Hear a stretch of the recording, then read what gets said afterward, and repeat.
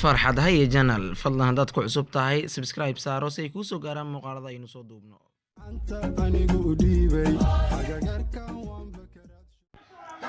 ciyaartii xalay dhex martay labada xul Soomaaliya iyo waliba Zimbabwe waxaynu ku eegi doonaa barnaamijka kubad fiiris iyo waliba labadii xul ee xalay isashay. waxaa qaybtii hore ciyaarta ku dhameystay barbaro gool la'aan ah ay ku kala baxeen labada xul qolka labiska ayagoo ku aaday ayagoo aanan gool ayn isku lahayn. qaybta dambe ayuu xulka qaranka Zimbabwe ku bilowday si dardar leh iyagoo oo sameeyay fursad fiican, laakiin goolayaha Soomaaliya ayaa si cajiib ah u badbaadsaday shabaqiisa.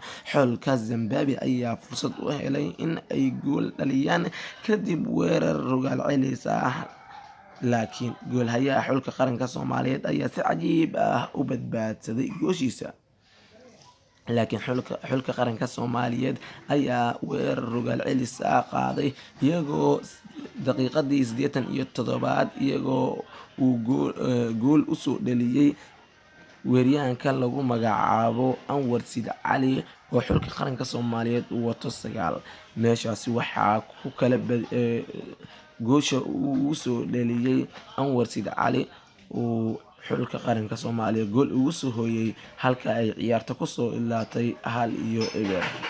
meesha ayaan ku soo afmeerinaa barnaamijkii warfiir ee aan iraahday kubad fiiris.